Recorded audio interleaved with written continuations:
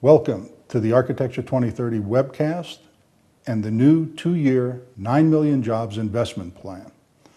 The U.S. and the global economy are currently in steep decline. This is primarily due to contraction in the building sector. However, this economic crisis presents a huge opportunity, particularly for us in the building sector. As I'll demonstrate, merging the 2030 challenge targets with a building sector stimulus plan can put the building sector back to work, creating millions of jobs, $1 trillion in new spending and investment, and a brand new, huge renovation market. So let's look at the building sector. The building sector is made up of two pieces. The first piece is the public building sector. It represents 7% of total U.S. building stock. The largest sector, however, is the private building sector. It represents 93% of total building stock. Today, the public building sector is remaining steady. It hasn't yet begun to decline. It will very soon. The private building sector, however, has essentially dropped off a cliff. Residential construction at the end of 2008 was down 39%. Commercial construction was down 17%. And that slide continues today.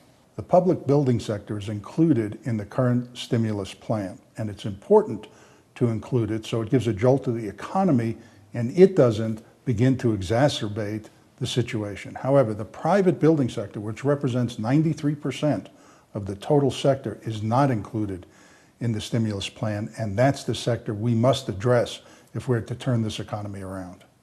So we, at Architecture 2030, created the 2-year, 9 million jobs investment plan. We're asking the federal government to invest $192 billion into this plan. That's $96 billion each year for 2 years to address the mortgage crisis and stimulate private investment, which is critical to stabilizing the U.S. economy.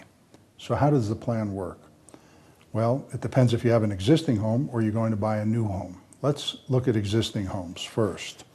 We're asking that the federal government buy down mortgage rates from what the rate is today, let's say down to 4%, if you meet an energy reduction target of 30% below existing codes.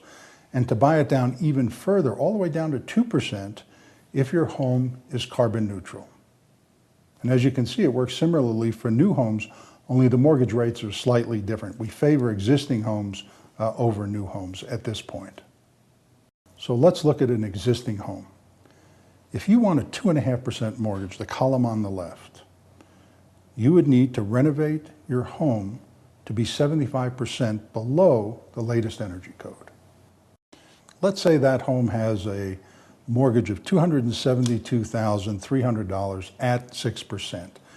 And the